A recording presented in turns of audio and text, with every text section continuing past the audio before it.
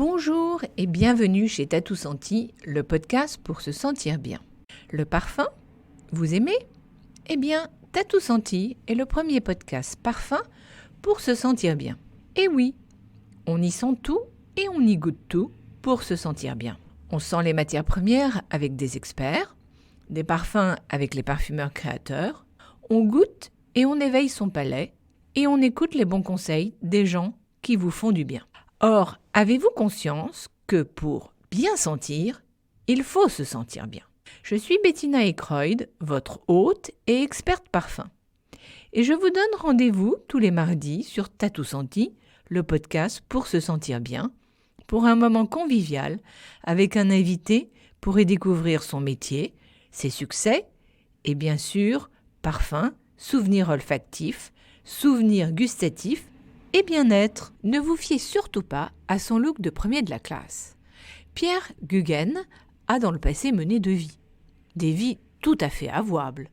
Le parfum le jour et la musique la nuit. Bercé par le blues et le jazz, Pierre prend une guitare électrique et écrit des chansons. Un moyen pour cet homme discret de faire passer des messages sur fond de metal rock. Une passion qui le conduit à faire partie d'un groupe, puis d'en créer un, Flying Moussaka Eaters. Tout cela pendant qu'il mène un début de carrière chez Puig. Nous sommes à Barcelone, la ville des concerts. Tout un programme à gérer. C'est un vrai chef d'orchestre. Quand le moment se pose de faire un choix entre une carrière dans le parfum ou devenir musicien, Pierre trouve la solution. Il ne fait aucun choix et crée l'orchestre à parfum. C'est bien plus simple. Son besoin de stimulation créative et son besoin de musique sont au rendez-vous. Maintenant, laissons la parole au chef d'orchestre qu'est Pierre, qui n'a pas oublié d'être un jeune entrepreneur brillant et dynamique avec plus d'un tour dans son sac. Eh bien, bonjour Pierre. Bonjour Bettina. Alors, aujourd'hui, à l'Orchestre Parfum, on explore la techno, qui est en fait la musique pour ces deux nouveaux opus. Peux-tu nous dire dans les grandes lignes et nous raconter en fait l'histoire et pourquoi le choix aujourd'hui de la musique techno ?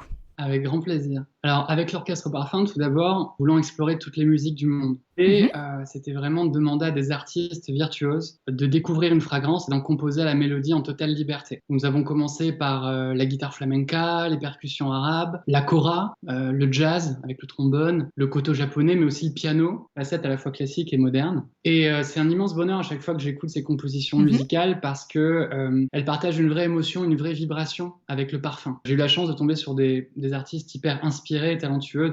Et donc, ces premières compositions étaient liées à des instruments qui étaient fabriqués plus dans des ateliers de lutherie où l'histoire de l'Orchestre Parfum a commencé. Et pour enrichir cet univers musical et parfumé, je me suis dit que c'était peut-être intéressant de sortir de cet atelier pour aller s'aventurer dans un autre univers qui est l'univers du studio, du producteur, du studio du DJ. En fait. Et c'est aussi parce que c'est une musique qui me parle, qui évoque des vrais souvenirs incroyables et que j'avais envie d'explorer. Oui. Je suis donc allé fouiller dans ma mémoire, dans différents voyages, différents moments liés à cette musique électro. Et c'est vrai que c'est un monde et un univers qui est extrêmement riche, qui est extrêmement varié. Il y a une multitude de styles. Donc le choix n'a pas été facile.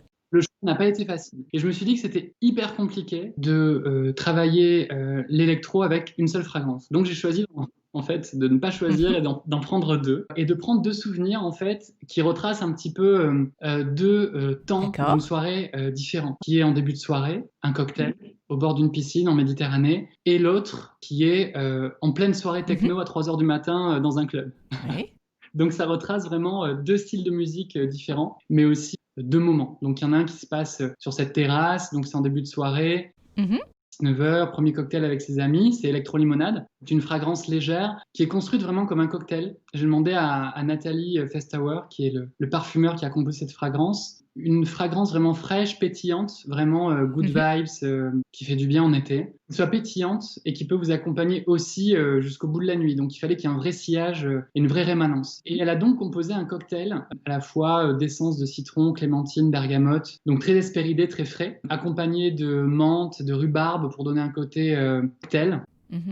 Oui, il y a une amertume en fait en fond. Absolument. Et donc tu parles de fond, ce qu'on appelle les notes de basse sur cette note, sont des bois ambrés, de l'encens et un vétiver d'Haïti, donc qui donne vraiment une vraie signature, une vraie, comme tu dis, un vrai équilibre sur les tonalités, qui donne un petit peu d'amertume et surtout qui va donner du sillage à la note. Et il manquait encore pour en faire une fragrance électronique, il manquait à Electrolimonade le côté pétillant, le côté bulle. Et Nathalie a utilisé des aldéhydes notamment, Oui. qui font pétiller la note et qui lui donnent un caractère à la fois hyper moderne et, je sais pas si tu l'as senti, mais un côté un petit peu synthétique qui fait écho au côté musique électronique. Oui, oui. Je ne sais pas si je le ressens forcément, mais je vois ce que tu veux dire. Et comment s'est fait le choix de Nathalie? Eh ben, figure-toi que j'avais eu la chance de déjà travailler avec Nathalie par le passé, quand je travaillais avec Oui. Comme des garçons. Et ça avait été une super rencontre. Et en pensant à ce nouveau territoire, j'avais envie de l'interroger et de la retrouver dans son laboratoire de Montmartre. Mhm. Et ça a été vraiment une super expérience. Et c'est Nid, qui est un duo de DJ de Metz, D'accord. qui fait un travail vraiment remarquable, hyper singulier, souvent à contre-courant, qui ont une vraie signature, qui ont créé l'univers musical d'Electrolimonade. Et je sais pas si tu l'as découvert, mais c'est vraiment un voyage, quoi. Oui, je vais être honnête, je préfère le deuxième. Je suis plus sensible, plus réceptive aux morceaux de musique de Bouquet que... Donc c'est ton côté techno qui ressort, Bettina. Voilà, je vais être honnête. Mais j'aime bien la fragrance. Et c'est vrai que Nid a fait un travail incroyable parce que quand on sent Electrolimonade et que l'on écoute la piste, Mhm. il y a vraiment un voyage. Ils ont même travaillé sur le sound design avec vraiment le côté aquatique. Enfin, voilà, je vous invite vraiment à l'écouter, à le découvrir parce que c'est Je pense qu'il faut le faire peut-être, l'écouter et le sentir en même temps plus d'une fois. l'idée en fait de travailler aussi sur ces fragrances électro pendant l'été, qui est un été un petit peu spécial, hein. Oui, ça, c'est le moins qu'on puisse dire. Exactement, c'est de ramener vraiment des ondes festives, des ondes positives qui donnent envie de bouger. Et Tout même à si fait. finalement, on va peut-être pas se remuer ou danser dans des clubs, on va faire danser nos sens. Et c'était vraiment l'objectif Ouais. que l'on avait avec nos fragrances électro. Et alors pour Bouquet, Et donc pour Bouquet encore, là c'est un rendez-vous dans un club techno de Barcelone vers 3 heures du matin. mhm. Il y a du vécu derrière tout ça.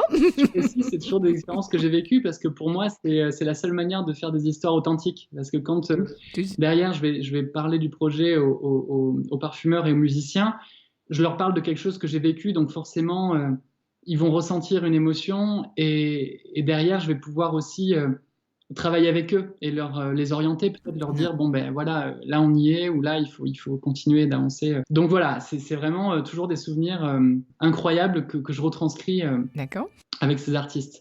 Et donc, je suis allé voir Pierre Guéros, Simrise. J'en avais entendu parler, on ne se connaissait pas. Et j'ai travaillé sur une marque qui s'appelle Carolina Herrera, sur laquelle il avait travaillé. J'avais adoré ses compositions, c'était notamment pour la collection privée de Carolina Herrera. Et j'avais envie de travailler un énorme bouquet floral amplifié. Oui. Et je savais qu'il était vraiment en mesure de travailler ce genre de notes à la fois avec une vraie élégance, mais aussi avec des fois travailler certaines notes en overdose pour vraiment créer quelque chose d'amplifié, quoi. Et sur le côté, moi, bouquin encore, donc on est dans un club techno. Ce que je lui raconte, en fait, c'est que je veux recréer l'adrénaline collective qu'on peut ressentir dans ce genre de club, ce genre de moment. C'est une espèce d'excitation, une espèce de transe collective. Et il y a un moment, moi, que je trouve toujours extraordinaire et que je voulais essayer de retranscrire, c'est le moment de l'attente entre deux artistes, quand il y a vraiment l'artiste que l'on attend qui va monter sur scène. Il y a souvent une musique, tu sais, entre deux artistes, que ce soit dans les salles de musique d'ailleurs ou dans les clubs techno, électro. Il y a souvent une petite musique, une passerelle sonore entre deux artistes. Il y a les lumières qui sont un petit peu rallumées. Attends, tu vois, tout le monde est dans l'attente que l'artiste que l'on désire voir depuis des années arrive sur scène. Et à un moment, donc, il y a tout le monde, donc il est 3 heures du matin, et là, les lumières s'éteignent, donc on sait que l'artiste va arriver. Et là, une espèce, si tu veux, de réaction collective, de satisfaction générale. Je sais pas si tu vois de quoi je parle. Oui. Exactement. Et ça, c'est vraiment, pour moi, c'est une chair de poule et une adrénaline collective que je voulais retranscrire. Et donc, je me rappelle du DJ qui arrive sur scène, qui commence à lancer D'accord. une intro. Tout le monde commence à bouger. Et là, je ferme les yeux et j'imagine, en fait, je sais pas pourquoi, j'ai une espèce de Ouais. vision, de sensation que, en fait, le DJ arrête sa musique, donc débranche ses câbles d'un geste un peu brusque, revient avec un énorme bouquet de fleurs blanches, j'imagine des jasmins, tubéreuses énormes, et il branche le bouquet dans son sound system et dans sa console. Et ça fait que la musique reprend, mais le parfum aussi envahit le dance floor. Et tout le monde se remet à danser avec la musique, mais aussi avec cette ambiance olfactive, quoi. Et c'est ce que je vais raconter. Ça a été quelque part le brief qui l'a beaucoup amusé, qui l'a beaucoup inspiré. Et donc, il a travaillé autour d'un bouquet sublime de tubéreuses, de jasmin avec des absolus, avec des matières vraiment rares, très très haute qualité de matières premières, avec un côté des inflexions aussi. Je lui ai dit que c'était un parfum vraiment d'été. On imagine qu'on a passé la journée à la plage et que le soir, Oui, oui, il a un côté solaire. absolument, absolument, on arrive vraiment On le voit en fond. avec un peu de sable sur la peau et une odeur un peu on Mhm. est sur le dance floor et Oui. il y a quelque chose de très sensuel été, quelque chose de liquoreux dans la note parce que ben c'est la fête, il y a le côté cocktail et ça c'est quelque chose que j'ai demandé à Pierre donc de retranscrire et pour un côté narcotique que je voulais vraiment qu'il y ait ce Mhm. côté un peu interdit, un peu dangereux dans la note, il a utilisé une matière qui s'appelle le poivre timut, a donné un petit côté Oui.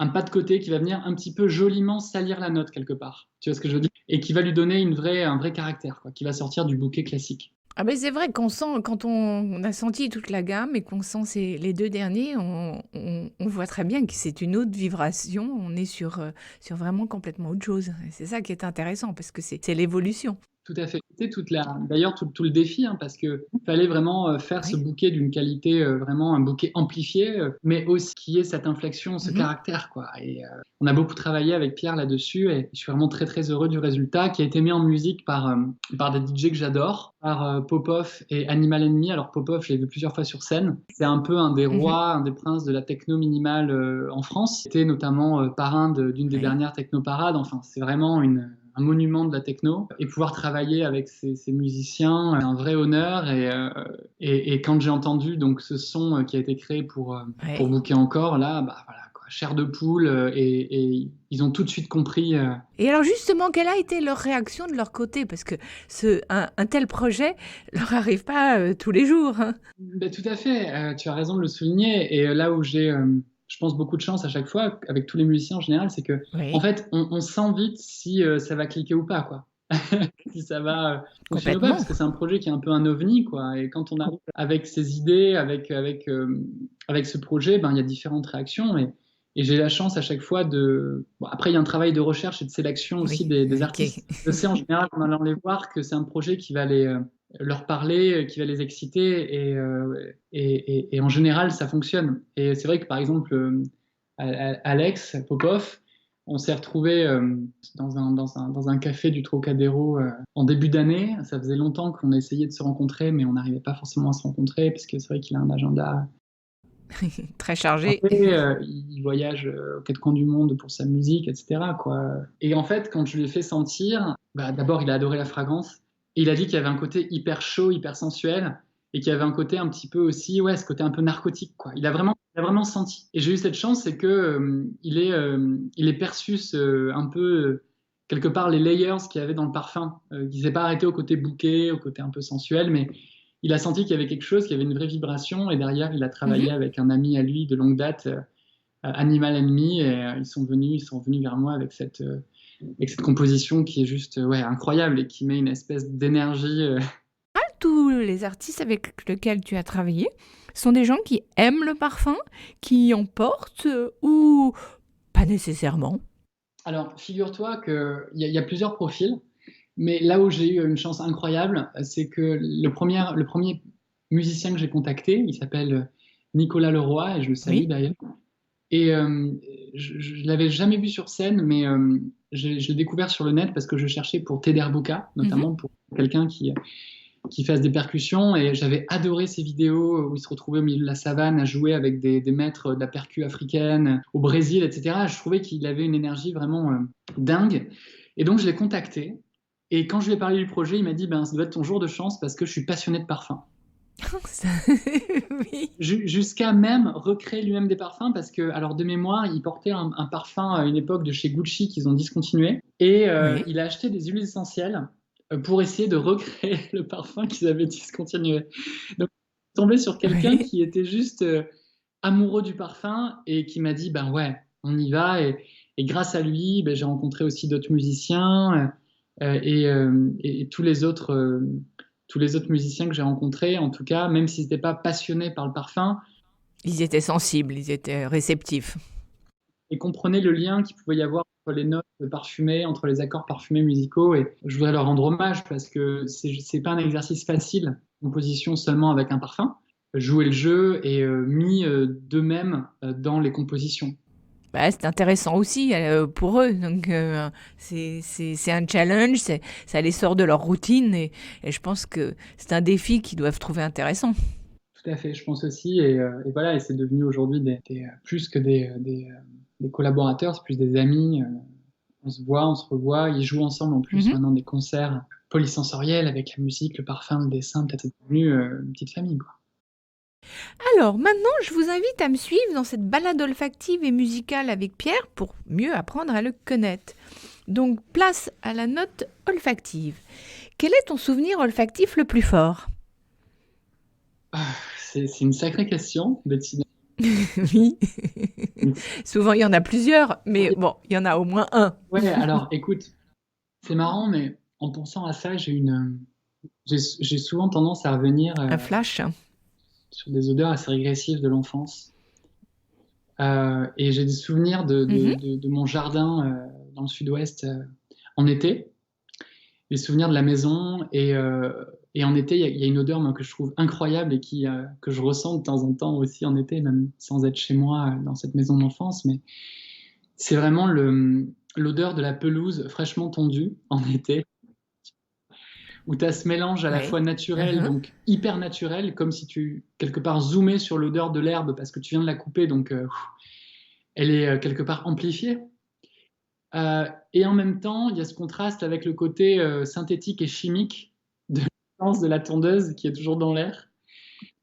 Et ça, je trouve ça mais fascinant. C'est une odeur qui me fascine et je l'ai ressenti d'ailleurs il n'y a pas longtemps. Parce que voilà, on est en été, parce qu'il fait chaud, parce que la chaleur va exhaler aussi certaines odeurs. Et je me suis retrouvé dans un parc où il y avait eu une tonte et il y avait cette odeur aussi de kérosène dans l'air. Et ça m'a renvoyé tout de suite Mhm. au jardin de mon enfance, quoi. Et, ça, et en parlant d'ailleurs, D'accord. je me permets de te Alors, dire, ça oui. représente assez bien ma conception du parfum, qui est une parfumerie de contraste, avec à la fois des odeurs naturelles pures, mais sans renier l'utilisation du synthétique dont on a besoin aussi, dont on a besoin, qui permet aussi d'épargner le sol et de pas forcément appauvrir le sol, et de pouvoir créer des contrastes qui n'existent pas forcément dans la palette naturelle des parfumeurs, et de créer de la surprise, tu vois, et du décalage. Et ça, voilà. Je me rends compte finalement en t'en parlant que ce souvenir olfactif se retranscrit dans ce que l'on fait avec l'orchestre parfum aujourd'hui. D'accord. Alors, tu me disais que les odeurs sont des marqueurs olfactifs mémoriels. Qu'est-ce que tu veux dire par là? Alors, tout simplement qu'en fait, l'odorat, contrairement à d'autres sens, euh, c'est un message qui va arriver, c'est un stimuli, c'est un message nerveux qui va pénétrer dans une partie inconsciente du Mhm. cerveau, dans la partie la plus ancienne, dans une partie assez archaïque qu'on va appeler le cerveau Oui. reptilien, qui est en fait le berceau des Mhm. instincts. Je le vois avec ma fille qui grandit, qui a quelques mois maintenant et qui grandit. La première chose que l'on fait quand on est bébé, quand on grandit, c'est de prendre les objets, de les porter au nez et de les mettre dans la bouche. Oui. Et en fait, plus on avance dans la vie, plus on accumule une base de données olfactive, Mhm.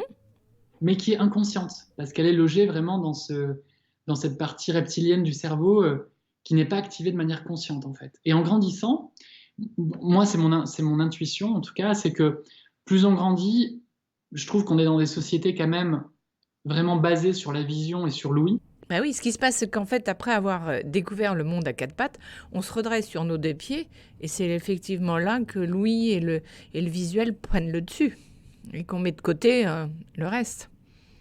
D'autant plus qu'on est soumis à énormément de stimuli visuels et auditifs. Parfois, on oublie l'odeur, en fait. Le fait de respirer, parce que Mhm. malgré tout, on continue à Tout à respirer tous fait. les jours, on accumule inconsciemment aussi cette base de données. Et, euh, et quand je te parle de marqueurs olfactifs mémoriels, c'est que euh, Oui. certaines odeurs nous ramènent tout droit dans le passé. Je pense que, par exemple, l'odeur, je sais pas moi, d'une maison, d'une lessive, d'un produit d'entretien, va nous ramener à l'identité d'une maison, au souvenir d'une personne qu'on a peut-être aimée, qu'on a peut-être moins aimée, mais on va le ressentir peut-être 30 ans après et il va y avoir un flash évident, que ça va nous ramener en arrière et que ça va nous faire penser à cette personne en une fraction de seconde. Et donc je pense que les odeurs, quelque part, cristallisent des moments ou des époques de notre vie. Et c'est pour ça que je te parle de marqueurs vraiment mémoriels, quoi. Et ce que je fais avec l'orchestre Parfum, et ce que j'ai la chance de faire finalement au quotidien, c'est d'aller chercher des moments de voyage et de musique les plus heureux de ma vie, ou les plus forts de ma vie, essayer de les faire renaître en les partageant avec des artistes que j'adore et que j'admire. Alors, quel a été en fait ton premier parfum que tu as porté? Oui, pareil, on va revenir à l'enfance, hein. Encore une fois, un souvenir. Je m'en souviens comme c'était hier. Et honnêtement, à chaque fois que je ressens ce parfum, mais je me revois dans la salle de bain en train de me préparer. J'ai 13-14 Mhm. ans, me préparer pour aller rejoindre des amis pour une soirée, quoi. Et, et alors à cet âge-là, on se cherche, évidemment, on cherche peut-être un supplément de caractère ou pour moi, un parfum, c'est vraiment un costume, quoi. C'est un costume invisible Mhm. qui va envoyer un message. Et je me rappellerai toujours que peut-être pour me donner un peu de courage, juste avant de sortir de chez moi, j'ai trouvé donc dans la salle de bain un flacon de parfum Mhm. que portait et que porte encore d'ailleurs mon papa. Eh ben, c'est Eau Sauvage. Donc c'est cette eau qui est hyper tonique, hyper boisée, avec des notes d'idées aromatiques, vétiver. C'est vraiment un parfum d'homme, quoi. C'est un parfum de monsieur. Tu vois. Et je me rends compte avec le recul que ça sonnait complètement faux parce que tu vois, j'étais même pré-ado et je me retrouve avec ce parfum d'homme et absolument. Donc ça a fait le job sur le moment parce que ça m'avait donné cette, comme tu dis, cette assurance dont j'ai sûrement besoin. Et avec le recul, je me dis que c'est hyper important d'être aligné avec le parfum que l'on porte par rapport à qui on est, où on en est dans sa vie et quel est le mood aussi. C'était assez rigolo. Et après, j'ai découvert que finalement, c'était mon premier pas dans les parfums iconiques parce que j'ai découvert quelques années plus tard que c'était Edmond Rudinska qui l'avait composé, que c'est un parfum mythique. Ça me rappelle ce moment, quoi. Voilà. Assez intime. Ouais, mais ça te donnait de l'assurance, donc c'était ça qui était important. Absolument. Donc, ça a fait le job sur le moment parce que ça m'avait donné cette, comme tu dis, cette assurance dont j'ai sûrement besoin. Et avec le recul, je me dis que c'est hyper important d'être aligné avec le parfum que l'on porte par rapport à qui on est, où on en est dans sa vie et quel est le mood aussi que l'on a. Donc voilà, c'était assez rigolo. Et après, j'ai découvert que finalement, c'était mon premier pas dans les parfums iconiques parce que j'ai découvert quelques années plus tard que c'était Edmond Rudinska qui l'avait composé, que c'est un parfum mythique. Ça me rappelle ce moment, quoi. Voilà. Assez intime. Alors maintenant, on va passer brièvement, mais on va tout de même regarder ton parcours. Donc après une école de commerce, tu fais ton premier stage chez L'Oréal. Donc c'est en fait ton premier contact avec le monde du travail et le monde de la cosmétique et du parfum. Qu'en retiens-tu? Alors, oui, tout à fait. Une première étape qui est importante dans le monde du travail, même si j'ai fait déjà quelques stages, mais ça, c'est vraiment le stage de 6 mois, c'était un moment important. Ce que je savais, en fait, c'était que je savais pas forcément quel métier je voulais faire. Je savais pas que j'allais travailler finalement dans le parfum. Ce que je savais, c'est que je voulais travailler dans un environnement international et dans un environnement où il y ait vraiment une stimulation créative. Et je savais que je pourrais trouver ça dans un groupe comme L'Oréal et dans le Ouais. secteur de la beauté notamment. Et donc j'ai eu cette opportunité de me retrouver chez le leader de la beauté. Dans ce groupe énorme, c'était vraiment une première pour moi. Et en plus, c'était d'autant plus intéressant que c'était en 2009, en pleine crise des subprimes, où le marché avait été, tu te souviens, secoué évidemment par les répercussions de cette crise. Et c'était extraordinaire de voir une société aussi énorme et de voir Oui, aussi l'agilité de cette société qui est capable de réagir et qui est capable oui, de complètement. driver par un objectif voilà, de réussite, de finalement faire bouger les lignes et réagir de manière collective, avec Ouais. ce même esprit, ce même engagement en Mhm. fait.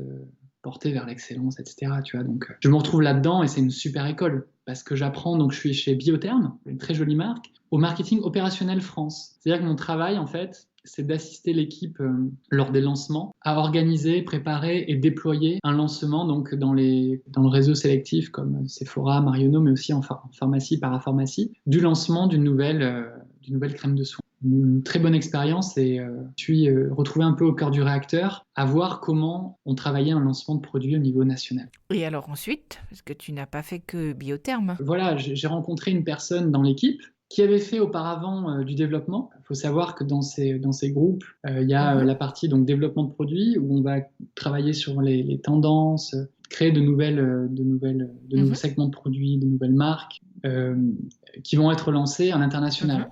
Et la personne qui m'en a parlé avait travaillé chez Cacharel au parfum, en développement, et m'avait parlé du développement parfum avec une telle passion, en fait, que je me suis retrouvé complètement embarqué là-dedans, dans ce qu'il m'a raconté. Donc c'est en fait elle qui va ou lui qui va te faire découvrir le monde du parfum de l'idée au flacon. Absolument. Donc il me raconte qu'on travaillait avec des cabinets de tendance, on travaillait le parfum, le design, avec des agences, avec des parfumeurs. Et alors, qu'est-ce qui t'a le plus surpris dans ce qu'il te racontait et la façon dont il te le racontait? Ce qui m'a surpris et ce que j'ai adoré, et ce qui a fait que derrière j'ai voulu en faire mon métier par la suite, il y avait cette dimension vraiment de chef d'orchestre, finalement, parce qu'on devait travailler avec une quinzaine de métiers différents, différents les uns des autres.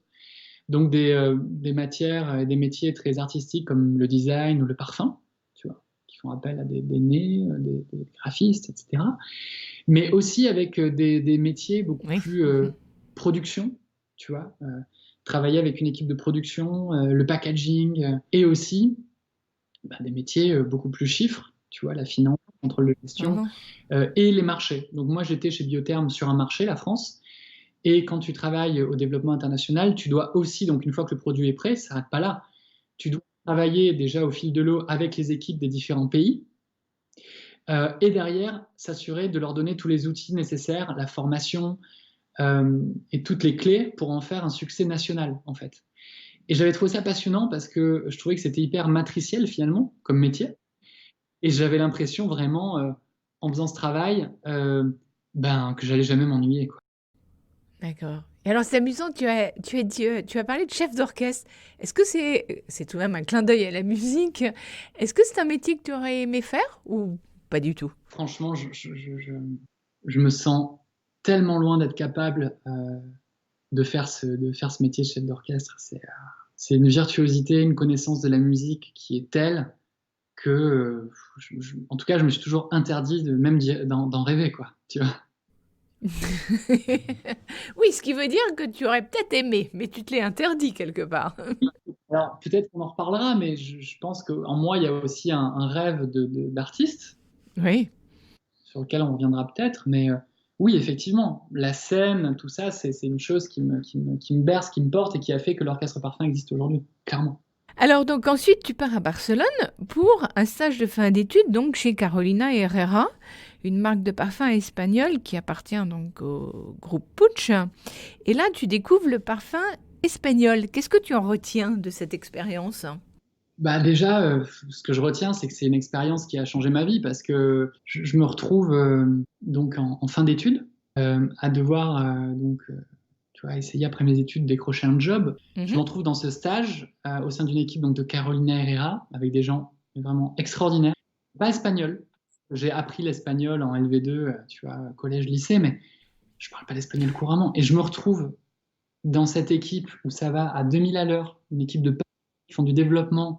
Je salue Cynthia, je salue Javier, je salue des gens avec qui j'ai travaillé et qui m'ont fait confiance. Mais il faut que tu imagines que mes premières réunions, on est 6 autour de la table à parler d'un développement d'un nouveau parfum. On me demande mon avis, sauf que moi, je suis en train d'essayer de comprendre la phrase, tu vois, parce que je suis encore, tu vois, hyper en train d'apprendre aussi la langue. Et c'est pas évident. Donc là, je suis en mode dans la piscine totale. Et finalement, au bout de quelques semaines, j'arrive à sortir la tête de l'eau parce que la langue, là, j'absorbe la langue, je me connecte aussi, je comprends aussi plus l'écosystème de cette équipe, tu vois, du développement, Mhm. parce qu'il faut comprendre aussi là où on travaille et les clés du métier. Et en Oui. fait, je me retrouve là vraiment à apporter finalement la valeur ajoutée créative que je pensais pouvoir apporter et qu'en fait, c'est vérifié, je pouvais l'avoir, à travailler avec des designers sur des nouveaux flacons, à travailler sur des nouveaux concepts, à travailler des éditions limitées, je me rappelle, avec des artisans qui travaillaient avec des nouvelles matières, du cuir, de la paille, de la peau, des nouveaux flacons. Et là, je m'éclate. Là, vraiment, je comprends pourquoi je suis venu faire ce stage.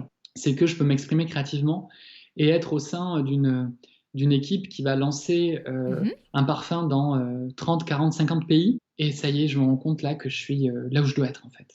Et pour répondre à ta question par rapport au parfum espagnol, alors Carolina Herrera, il faut savoir que c'est une marque du Venezuela, inspirée par une créatrice extraordinaire du même nom qui a révolutionné la mode dans les années 80 et qui a derrière créé une ligne de parfum qui a été portée par le groupe Puig. Donc je vais plutôt te parler du parfum latin plutôt que de la parfumerie espagnole, mais Mhm. ce que je ressens, c'est que c'est une parfumerie qui est sans complexe, généreuse, fraîche, libre, toujours élégante. Et vraiment travailler au sein de cette maison Herrera, il y a un vrai raffinement Oui. et je trouve qu'il est toujours d'actualité parce que quand je revois les équipes, parce que évidemment j'ai gardé un lien très fort avec ces équipes et que je sens les nouveautés, que je sens vers où ils vont avec cette marque moderne, toujours hyper avant-garde, et je trouve que c'est une vraie prouesse, quoi. Ok. Donc, en fait, de 4 mois initialement à Barcelone, en fait, tu vas y rester 5 ans, puisqu'après Carolina Herrera séché comme des garçons, que l'aventure se poursuit. Là encore, qu'est-ce que tu y apprends et qu'est-ce que tu retiens de cette expérience? Un autre tournant quoi, dans ma carrière et dans ma vie, parce que voilà, comme tu dis, je suis parti pour 4 mois à Barcelone pour finir mon master dans mon école de commerce. Et je me retrouve donc en stage de fin d'études 6 mois, et à la fin de ces 6 voilà, on propose un job, mais en plus, on propose un job chez Comme des Garçons, qui est la marque, enfin voilà, qui est vraiment ce qu'on appelle une love brand, quoi. Tu vois, une marque que tout le monde adore. Et puis au niveau créativité, ça pulse, comme on dit. Rei Kawakubo qui a créé la marque dans les années 80, il faut savoir que c'est peut-être la première femme entrepreneuse Mhm. du Japon qui ose déjà sortir du foyer, parce que à cette époque, bah, c'est l'homme qui va Oui. travailler et c'est très patriarcal comme modèle et elle ose sortir de chez Oui, elle oui. pour déjà monter une marque ou monter une société, monter une marque qu'elle appelle Comme des Garçons, donc un nom français que personne comprend, va créer des Mhm. espèces de révolutions, vraiment des énormes turbulences dans le monde de la mode, en créant des robes pour deux, des robes siamoises, en créant des voiles pour masquer le visage des mannequins, parce qu'elle considère Oui. que, ben, en fait, ce qui est pas, c'est pas important l'identité du mannequin, mais ce qui est important, c'est l'identité graphique de la pièce qu'elle va porter, avec laquelle elle va défiler. Donc tu vois, elle bouge les lignes, enfin, elle fait plus que bouger. Ah oui, complètement. Et puis au niveau parfum aussi. D'ailleurs, est-ce que tu l'as rencontré? C'est croisé lors d'un défilé, mais il y a pas eu d'échange. Nous, on travaillait avec, il faut savoir que c'est une personne qui est extrêmement secrète, mais on a travaillé par exemple, par contre, beaucoup avec ben, la personne qui a créé les parfums et qui partage aussi sa vie, Adrien Joff, aussi Christian Astuguevieille, qui est le directeur artistique parfum de Comme des Garçons. Donc on a travaillé avec ces équipes de manière ouais, hyper fréquente, parce que c'est avec eux que les équipes de Putsch en fait travaillaient. Et alors, à l'époque, tu as travaillé sur quel parfum exactement? Alors le premier parfum que j'ai lancé, c'est Wonderwood. Oui. Wonderwood, donc qui est cette overdose de bois, qui est vraiment un parfum qui marche encore très très bien, quoi, qui était Ah oui, oui, oui. C'est une bombe olfactive. Mais dans le bon sens du terme. voilà, quoi. Et derrière, absolument. Et puis derrière, je me rends compte de la puissance design, graphique et conceptuelle de Comme des Garçons, parce que, je vais te donner un exemple tout bête, mais ils décident de travailler, enfin, on travaille avec eux, mais on finit par travailler avec des créateurs qui s'appellent les Quay Brothers. Je sais pas si tu les connais. Ce sont des Non. créateurs qui sont un peu les papes du stop motion, même avant Tim Burton, tout ça. Travail, tu vois, un univers hyper, Oui. faut le dire, glauque, tu vois, hyper fantasy, mais Mhm. assez brut. Et c'est les frères Kwai qui réalisent le spot visuel pour Wonderwood et qui reprennent l'histoire du pivert. Je vous invite à le voir, d'ailleurs, ce clip, il est incroyable. Il est vraiment sans concession et c'est ce D'accord. pivert qui va venir taper avec son bec dans l'écorce pour aller Oui. chercher quelque part la quintessence du bois, tu vois. Et complètement ovni, qui cartonne d'ailleurs, parce que ça montre à quel point, comme des garçons, c'est puissant conceptuellement. Et moi, ce que j'ai adoré en travaillant avec Comme des garçons, c'est qu'en fait, ils travaillent sans aucune concession. C'est-à-dire que Rei Oui, c'est Kawakubo a une puissant. vision, donc on va travailler des concepts, poser des Mm. flacons, des parfums. Quand elle crée, en fait, il y a pas de concession. Ah, c'est fabuleux parce que ça devient rare, hein. J'ai travaillé 8 ans dans des grands groupes et quelque part, la création est quand même drivée par la recherche aussi de consensus, la recherche et même dans les tests, le fait de tester les fragrances. Enfin, tu vois, c'est un truc que tu n'aurais jamais pu avoir chez Comme des garçons. Ouais. Tu pourrais jamais mettre un panel de 15 personnes qui vont sentir et qui vont dire ce qu'ils en pensent, quoi. C'est un acte de création libre. Et ça, c'est quelque chose Mm. qui m'a vraiment...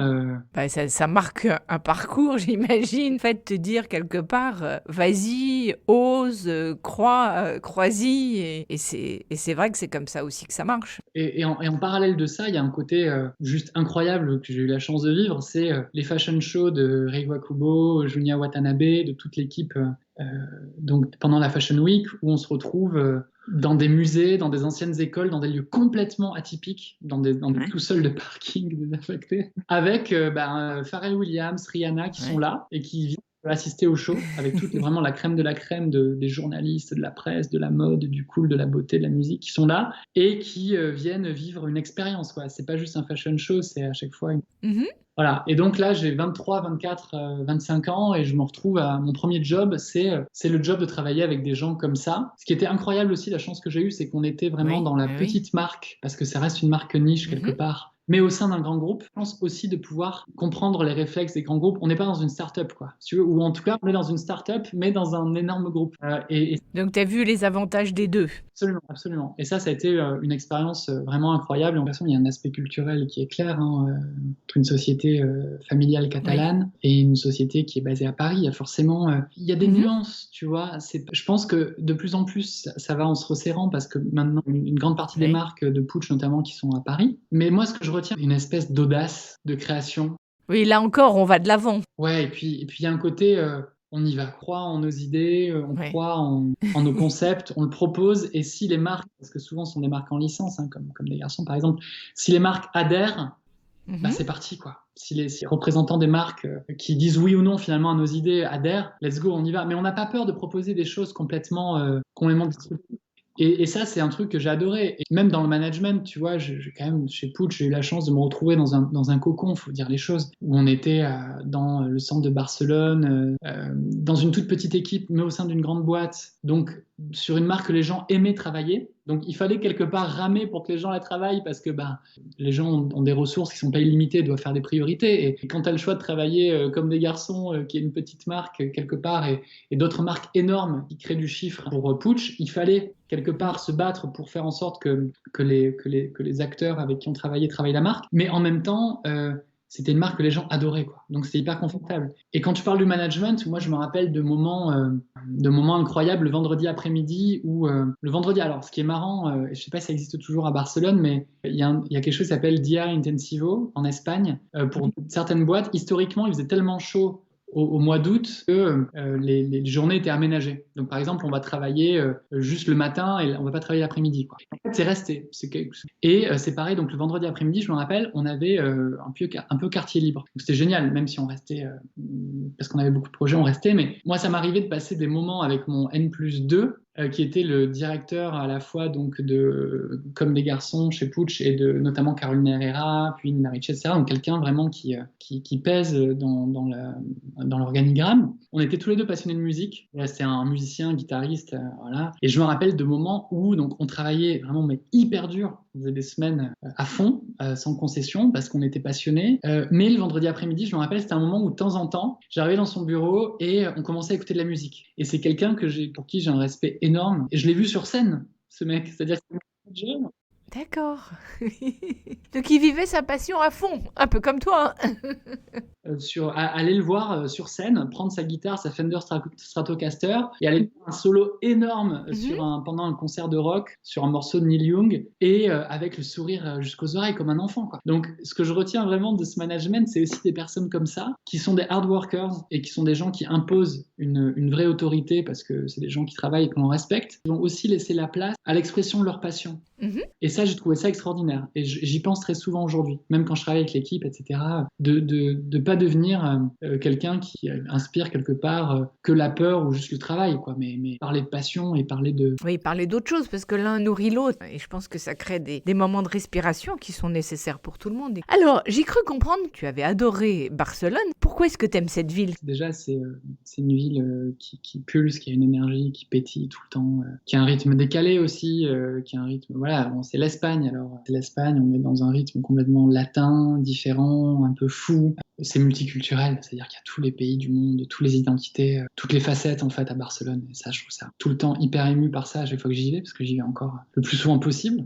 Et ce que j'adore aussi, c'est que c'est un ailleurs proche en fait. C'est-à-dire que moi, je suis originaire du Sud-Ouest et le fait de partir, donc j'ai fait mes études à Toulouse, et le fait de traverser la frontière et de me retrouver à Barcelone, en fait, je me sentais hyper loin, quoi. Parce que d'abord, on parle espagnol, donc il y a le catalan évidemment aussi que j'ai appris. Qui est encore autre chose. Oui, tout à fait, mais voilà, on est bercé par le fait de parler notre langue, de toute façon, on est loin, on se sent loin. Donc, en fait, la ville m'a complètement attrapé, et c'est pour ça qu'au lieu de rester 4 mois, je suis resté 5 ans. Parce que dès que j'ai su que je pouvais rester, j'ai pas hésité une seconde, quoi. Alors maintenant, on va faire un stop musique, parce que c'est tout de même non seulement important à l'orchestre à Parfum, mais surtout dans ta vie. As-tu été élevé dans un environnement où la musique était présente?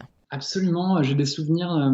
Mes parents sont pas musiciens, mais j'ai des souvenirs à la maison de vinyles qui traînent dans le salon avec le lecteur vinyle, avec les baffes. Je le vois d'ailleurs à chaque fois que quand j'entre à la maison, je le revois. Et d'ailleurs, j'ai emprunté à mon papa sa collection de vinyles pour pouvoir les jouer aussi à la maison. Je me rappelle de jazz, de blues. Alors, c'est quelqu'un qui adorait passer de la musique. Oui, tu me disais qu'en fait, il était fan de jazz et de blues, mais que rapidement, tu peux me dire les artistes qu'il aimait écouter et qui passaient? Alors, il y avait du Miles Davis, du Coltrane, du Paolo Conte, Didi Gillespie, B.B. King. Je me rappelle même de Wes Montgomery, Sidney Bechet. Il y avait même une dimension un petit peu ragtime, Joplin, début du XXe siècle. Enfin, honnêtement, le delta du Mississippi, il y avait vraiment toujours cette musique libre, pour la plupart du temps américaine, je dois dire, qui revenait beaucoup. Et c'est vrai que c'est quelque chose qui a bercé vraiment mon enfance, quoi. Et qui m'a donné, d'ailleurs, qui fait que je suis amoureux de cette musique aujourd'hui, ça c'est clair. Si la musique africaine, il y avait Ali Farka Touré, je me rappelle, musique, le blues africain, d'ailleurs, qui est origine du blues américain, parce que il y a un documentaire, From Mali to Mississippi, qui explique extrêmement bien comment finalement la musique malienne ou la musique d'Afrique de l'Ouest s'est retrouvée avec toutes les horreurs qui sont passées d'emmener des gens avec l'esclavage, hein, il faut dire le mot, aux États-Unis, ils se retrouvent avec l'énergie du blues, avec tout ça. Et les work songs, quoi, les gens qui chantaient, etc. Tout ça, c'est inspiré, ça vient d'Afrique. Donc, il y a des artistes comme Ali Farka Touré, etc., qui sont restés en Afrique, eux, et qui incarnent vraiment les origines du blues. Et je trouve ça fascinant. Oui. Alors, tu as en fait joué du piano dès l'âge de 8 ans. Qu'est-ce que tu retiens de cette expérience? Parce que je crois qu'elle a été relativement brève. Oui, elle était brève parce que bon, c'est un peu bon. Tes parents essaient de te pousser à apprendre un instrument, donc bon, le piano, on y va. Mais je me suis pas vraiment pris d'amour pour cet instrument. Alors, ça a été génial parce que c'était le premier pas dans la musique en tant qu'apprentissage d'un instrument. Mais je suis pas allé plus loin parce que j'ai pas senti vraiment la passion. Et puis, je pense aussi qu'il y avait un côté solitaire. Et moi, j'avais besoin finalement de la musique. Et j'ai compris par la suite que ça devait être du partage. C'est pour ça derrière qu'il y a eu les groupes, etc., quoi. Voilà, donc Justement, quelques années après, tu te mets à la guitare et tu t'exprimes par le chant. Alors raconte-nous comment tu as eu ces tilts et comment tu en es venu là. En fait, c'est simple, vers l'âge de 12-13 ans, enfin, on est dans des moments un peu dans des sas un petit peu de transition. Cette personnalité, on essaie de s'exprimer, mais on n'a pas toujours les mots. Donc, on est toujours un peu cette maladresse, tu sais, on se transforme, cet âge-là, tous les jours. En fait, je me suis rendu compte que le fait d'écrire et le fait de le dire à travers des chansons, ça me permettait de m'exprimer. Ça me permettait de m'exprimer, donc j'ai commandé une guitare électrique. D'ailleurs, je remercie encore mes parents qui m'ont vraiment poussé, qui m'ont dit fais-le parce que tu le regretteras. Donc lance-toi. Moi, j'avais un peu la flemme. Je faisais beaucoup de basket à l'époque aussi, donc j'avais pas le temps de faire de la musique. Et en fait, je me suis laissé convaincre, commander une guitare avec un ampli. Alors une guitare électrique, évidemment. Et à cette époque, il faut qu'il y ait de la distorsion. C'est le registre punk, le rock, le métal, c'est ça qu'on écoute, quoi. Tout ce qui a de la distorsion, Black Sabbath, Metallica, Rammstein, Gojira, Lofofora, enfin. Voilà, c'est ça qu'on écoute à cet âge. En tout cas, moi, c'est ça que j'écoutais. Et donc, j'avais ma guitare électrique, je chantais, et vraiment, c'est là que j'ai senti que j'aimais composer, que j'aimais exprimer des choses en moi à travers la musique. D'accord. Alors en fait, ensuite, tu rejoins le groupe Harry Poppers Rock. Quelle était ta place dans le groupe? Alors, Harry Potter, grande émotion. Je salue toute la clique, évidemment. Alors là, je suis en seconde et j'ai un ami, Raphaël, un ami d'enfance, vraiment quelqu'un que je connais depuis la maternelle, qui joue de la basse à cette époque et qui me dit je suis en train de rejoindre un guitariste et un batteur qui sont en train de monter un groupe. Alors, pareil, sur la musique rock, metal. Et en fait, moi, je me dis c'est le moment, quoi. En fait, je lui dis mais tu sais que moi, ça me dirait grave de venir essayer le chant. Et puis on se retrouve en répète, alors dans la cave des parents de Léo, dans une cave, tu sais, alors c'est vraiment stéréotype total, tu vois, avec 20 frères, beaucoup de testostérone, les 4 jeunes, tu vois, qui sont en train de jouer en sueur et de répéter. Et là, il y a un truc qui passe, il y a vraiment un truc qui passe et ça m'a vraiment appris la vie en groupe, d'un groupe, donc c'est-à-dire les répétitions, la composition de manière collective, le studio, aller enregistrer en studio. Et ça m'a aussi appris quelque chose qui m'a pas quitté, c'est la scène et l'amour de la scène. On a eu la chance de jouer sur des scènes, notamment dans un zénith, hyper jeune, devant 2000 personnes. Alors là, c'est l'adrénaline, avoir les pieds qui décollent du sol, quoi. Il y a cette dimension physique. Donc de une énergie que le public va ressentir. En plus, en tant que chanteur, je serais vraiment aussi l'énergizer quelque part du groupe à sauter partout. Enfin, tu vois, notre musique s'y prêtait. Et aussi donc la dimension physique, mais je trouve aussi la dimension métaphysique de la scène quelque part. Parce qu'à partir du moment où on est les pieds sur une scène et qu'on se retrouve en présentation, en fait, il y a quelque chose d'inexplicable qui passe. Ça, c'est une drogue. Je pense que c'est quelque chose qu'on a envie de retrouver, quelque chose qui fait vibrer. Et quand, en plus, il y a une réaction positive en face du public, c'est extraordinaire, quoi. Donc, ouais. Alors, le groupe n'existe plus. D'ailleurs, il a eu des ramifications dans différentes époques. Ça a été vraiment le début d'une aventure musicale en groupe, qui ont été les premiers pas de la musique en groupe. Et on en reparle, on est encore très très proches. Et quand on en reparle, c'est des souvenirs vraiment inoubliables. Mais tu aimes donc écrire des chansons. Quelles sont tes sources d'inspiration et en fait, quels sont les messages que tu as envie de faire passer quand tu écris? C'est vraiment hyper varié. C'est vraiment ce qui me traverse au moment. En fait, ce sont des moments où il y a quelque chose qui tilte, faire que j'ai une phrase qui va venir en tête, une accroche, qui va derrière me faire rire ou me faire réagir. En tout cas, il y a un hook où je pars de là. Et après, par contre, là, j'ai intérêt à avoir un papier, un stylo rapidement parce que c'est vrai que ça... Alors, en fait, lors de ton séjour à Barcelone, tu fondes Flying Moussaka Eaters. Alors d'abord, pourquoi ce nom? Et raconte-nous un petit peu brièvement la vie du groupe et les concerts. Alors, Flying Moussaka Eaters, le plus grand nom de groupe de l'histoire de la musique. C'est vrai que c'est assez étonnant, mais bon, il doit y avoir une raison. Alors, je veux la connaître.